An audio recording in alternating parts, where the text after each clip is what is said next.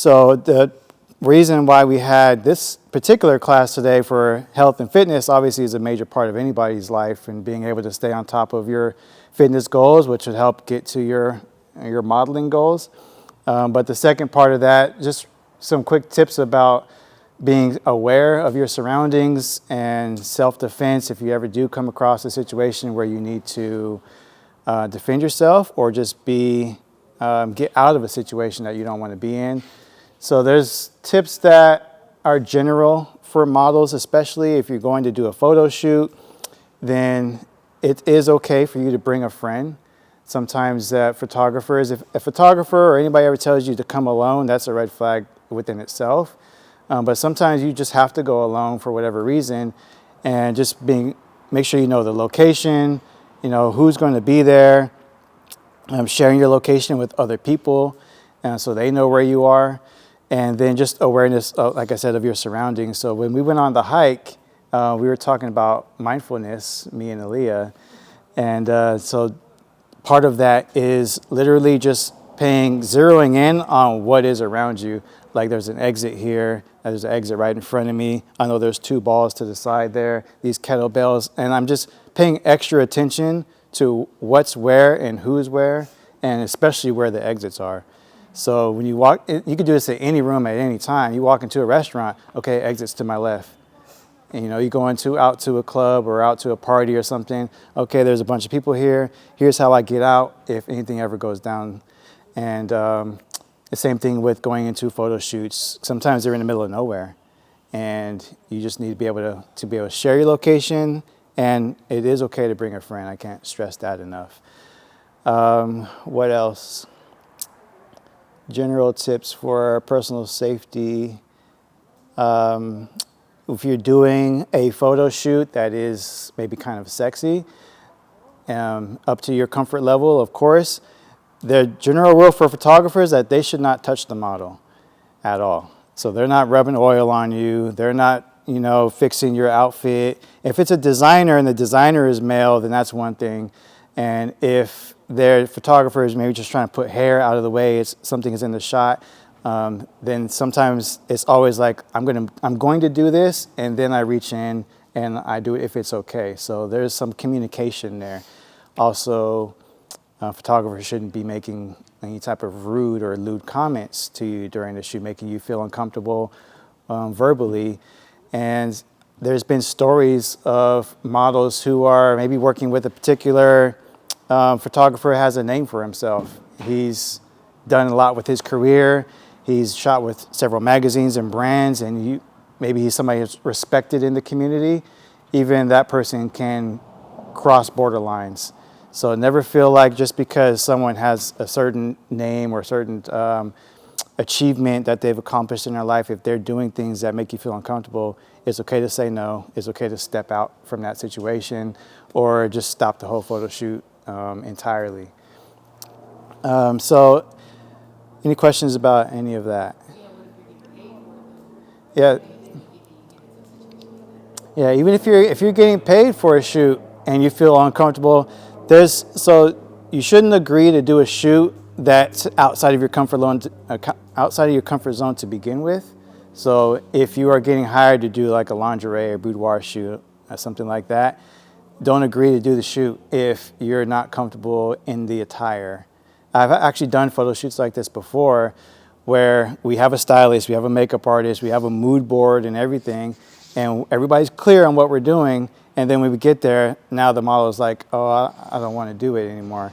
And so that creates a problem, because this is a professional environment and we're here doing a job, and now all of a sudden you don't want to do the job. That makes you look unprofessional.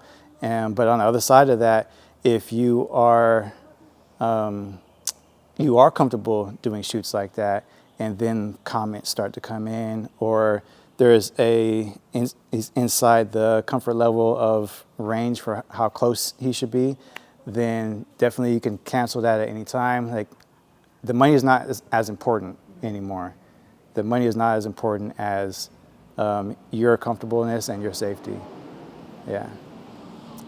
Any questions, comments? I was just going to say, monetary compensation doesn't cancel out your safety or comfort or your So even if you are getting paid, even if the deposit already hit your account, I don't want you to touch me. I don't like this angle, you know what I'm saying? Or not this angle, but you know what I mean. Like, I don't like what's going on here. I'm uncomfortable. You need to change it or I'm leaving. You know what I mean? And you have to be firm in your understanding of that and your level of comfort, like Chris said. And you have to be firm in your response to it too. Otherwise, you're going to get taken advantage of, which was a common factor in the world of modeling not too long ago, and I think it still kind of happens in the upper echelons of modeling. But Right. you have to just be firm in it. Right, and even if the photo shoot, the situation, the photographer, everyone is being professional, but maybe you just have personal triggers, and they are not aware of that. So someone can easily set you off unintentionally, and again, that's just a matter of communicating with who you're around and what you're okay with and what you're not okay with, so that they don't cross those borders. And you never have to feel a sense of too much pressure to where you're walking out of a situation emotionally distressed or upset with somebody who maybe unintentionally did something, because a touch on the shoulder could trigger you. You know, maybe a side hug could be like, no, that's too much for me right now for whatever reason. You always got to be clear on your intentions, what you're okay with, what you're not okay with, and even knowing that for yourself, so that you don't maybe come across a certain way and people aren't expecting you to maybe fly off the handle or be easily upset by something. So all those things are important. I can actually put together like maybe a little checklist of things and some reminders in case you need something that, or maybe I grazed over something I didn't mention today. But in terms of self-defense, there's a few physical strategies I can give you guys if I get a volunteer. All right, cool. Round of applause for Destiny.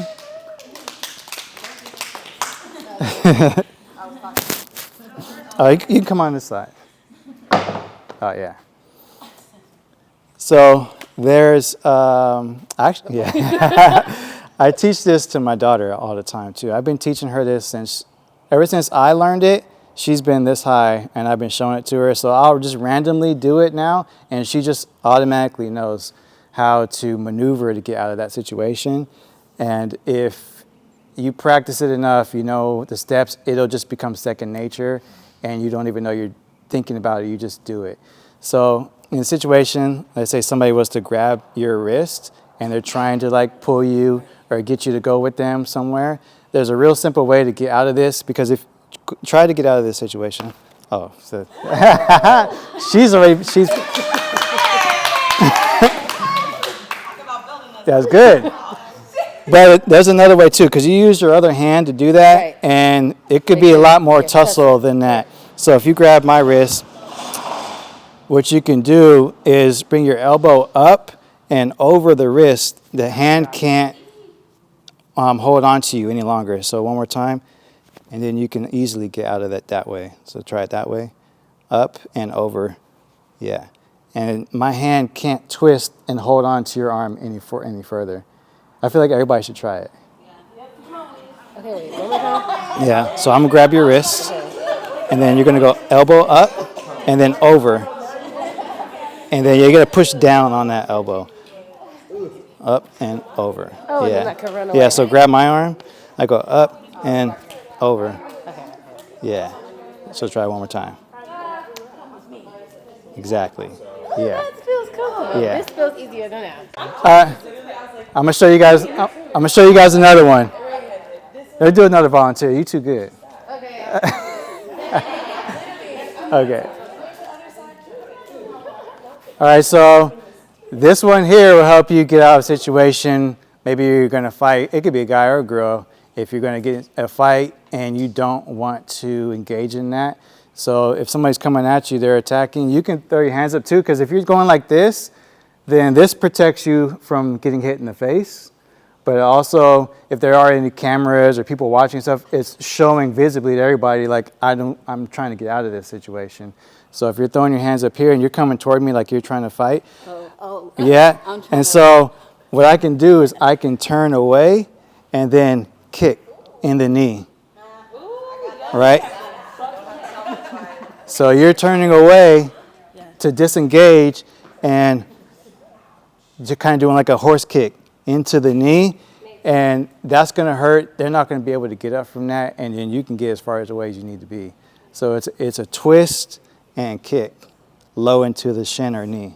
We don't need to practice that.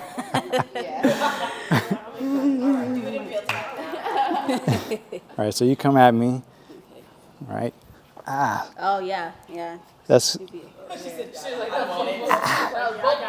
right. It's hard to when you do it for real. It's hard to actually not hit somebody. So this is the last like little strategy tick. Yeah, well, that's kind of like what we're gonna do now. So if you grab my shirt, right? No, not the chain. Not the chain. Right, that was an accident. Shirt. Right. So somebody's trying to snatch you up this way. What you can do, you're gonna bring your arm over, and you're gonna hit them in, and then you can still bring them back this way. So now their hand is putting pressure back, and then they'll end up caving the opposite direction. Flip somebody over. Right. So yeah, you'll do it one more time. You grab me here, or we'll do it this way since everybody can see. All right. So I'm going over, I'm bringing that elbow in, and then I'm bringing my hand in between, and I'm pushing this back now. Oh, I like that. I want to do that. Yeah. So you do it with the girl. Okay.